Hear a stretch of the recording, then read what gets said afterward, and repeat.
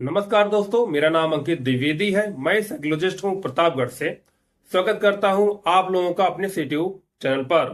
दोस्तों, आज हम बात करेंगे कैसे एक 24 वर्षीय लड़का ओसीडी की बीमारी से, सिमेट्री ओसीडी की बीमारी से कैसे बाहर निकला।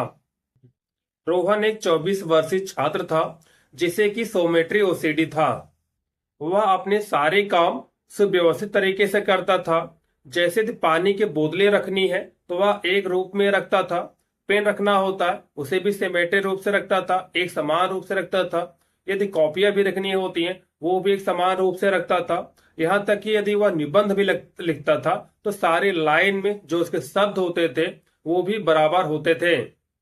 इसी सिमेट्री और सीडी कारण वह ग्रेजुएशन फेल हो गया, दोबारा एग्जाम दिया और दोबारा भी वह ग्रेजुएशन में फेल हो गया। रोहन के माता पिता भी रोहन के इस व्यवहार से बहुत परेशान हो गए थे। वह समझ नहीं पा रहे थे कि रोहन यह व्यवहार क्यों कर रहा है और वह इस व्यवहार को छोड़ क्यों नहीं पा रहा। फिर वह डॉक्टर से मिला, इलाज लिया और वह ठीक हो गया। इलाज के लिए उसकी साइकोथेरेपी चली और उसके साइकोथेरेपी जब चली तो उसे कुछ टास्क दिया गया, कुछ गोल दिया गया।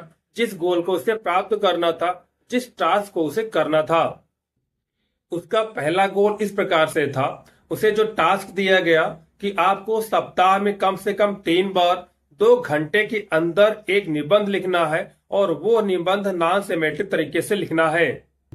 उसे दूसरा गोल दिया गया कि आपको प्रतिदिन 20 मिनट में स्नान कर लेना है। इसके पहले जब वह स्नान करता था तो स्नान करने में वह कम से कम 40 मिनट तक का समय लेता था। उसे तीसरा गोल दिया गया कि आपको सप्ताह में कम से कम 3 बार अपने माता पिता के लिए 45 मिनट में भोजन तैयार कर लेना है।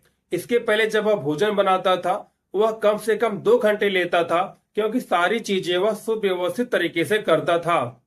तो दोस्तों, जब वह पहले दिन निबंध लिखने के लिए बैठा तो उसे बहुत घबराहट हुई और वह उस निबंध को फाड़कर फेंक दिया।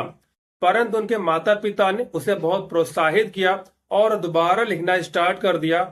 और हफ्ते के अंत तक उसकी जो घबराहट है, उसकी जो चिंता है, वह काफी हद तक कम हो गई। अब वह जानबूझकर अपने कपड़ों को, अपने चीजों को अव्यवस्थित रूप से रखना स्टार्ट कर दिया।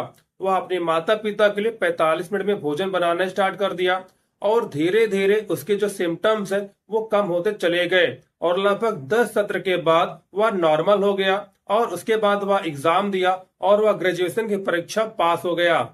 दोस्तों, अब भी वह अपनी चीजों को साफ सुथरा रखता है, सुव्यवस्थित रखता है, परंतु ये चीजें अब उसके जीवन को प्रभावित नहीं करती, उसके जीवन में अब बाधा नहीं डालती।